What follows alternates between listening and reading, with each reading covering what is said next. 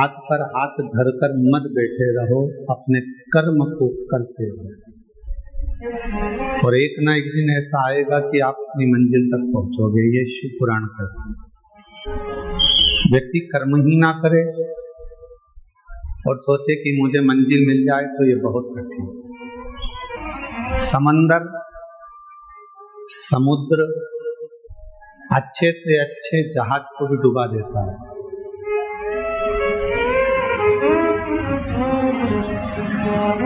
समंदर समुद्र अच्छे से अच्छे जहाज को भी डुबा देता है। समुद्र बड़े से बड़े नौका को, बड़े से बड़े जहाज को और बहुत कुछ डुबो देता है, बहुत कुछ। जब अपनी वाली पर यदि समुद्र आ जाए तो बड़े बड़े शहर को भी डुबो देता है।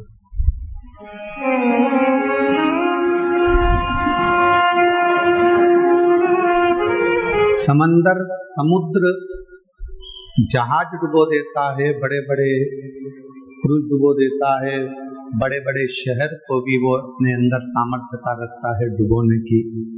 पर समंदर समुद्र एक घास के तिनके को डुबो नहीं पाता है। एक घास का तिनका, एक तिनका ऐसा होता है घास का जिसको समुद्र डुबो नहीं सकता।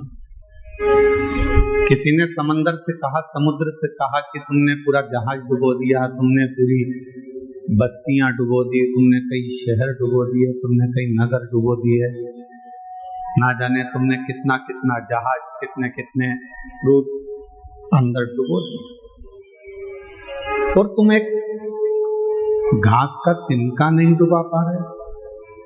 एक घास का तिनका तुम डुबा नहीं सके। तो समुद्र ने कहा,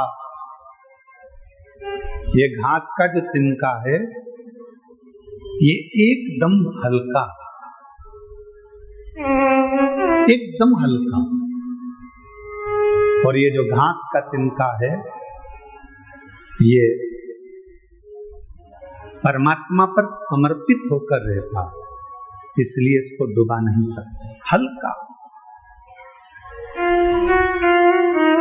भारी कौन है? जिसको लगता है कि मैं कर रहा हूं, मैं करा रहा हूं या मैंने करा है।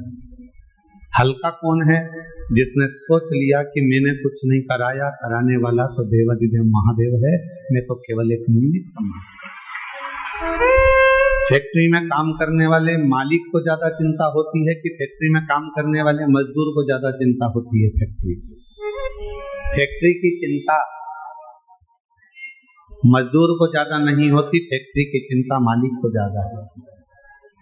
बिजली का बिल जमा हुआ कि नहीं, फैक्ट्री में यह काम हुआ कि नहीं, फैक्ट्री में यह कार्य होना था हुआ कि नहीं। मजदूर को तो नौकरी करना है, उसको तो तनख्वाह मिलेगी। तुम्हारा बिजली का बिल जमा हो चाहे ना हो, तुमने कोई कार्य किया हो चाहे ना किया, उसको तो तनख्वाह मिला। चिंता किसको?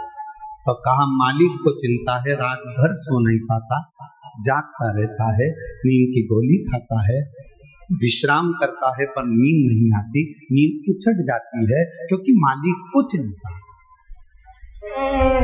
नौकर को, काम करने वाले को, सेवादार को कोई चिंता नहीं, चिंता मालिक। उसी तरह काम करने वाला एक सेवक, नौकरी करने वाला एक व्यक्ति हल्का होकर जिंदगी जीता है कि उसको मालूम है कि जो होगा सब सेठ का होगा, मुझे तो जितना काम दिया है उतना कर। कथा कह रही है, शिव महापुराण की कथा वर्णन कर रही है। जो तिनका होता है घास का, समुद्र कहता है इस घास के तिनके ने भी ये सोच लिया कि हवा उड़ा कर ले जाएगी तो चला जाऊंगा, पानी गिर जाएगा तो गीला हो जाऊंगा, फिर सूखूंगा, फिर बढ़ूंगा। मैं अपने आप में नहीं, मैं उस परमात्मा पर आश्रित होकर जीता हूँ, इसलिए मुझे कोई डुबा नहीं पाता। समुद्र में भी सामर्थ्यता नहीं है कि घास के तिनके को वो डुबो दे। उसी तरह संसार में किसी की सामर्थ्यता नहीं है जो शंकर को एक लोटा जल चढ़ाने वाले को डुबो दे। ये किसी की सामर्थ्यता। शिव नाम सुनने वाला, भगवान शंकर का भजन करने वाला, शिव स्मरण करने वाला, श्री शिवाय नमस्तुभ्यम बोलने वाला, शंकर को एक लोटा जल चढ़ाने वाला, जब भगवान शंकर की शरणागति ग्रहण कर लेता है तो उसके परिवार की, उसके घर की, उसके कुल की पूरी चिंता शिव की हो जाए। फिर हमारी चिंता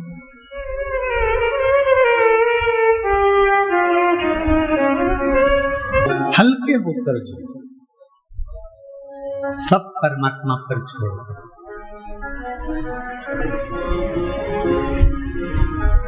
जितने हल्के होगे संसार के लोग, दुनिया के लोग आपको डुबा नहीं सकेंगे। जितने घर किसका? देवाधिदेव महादेव।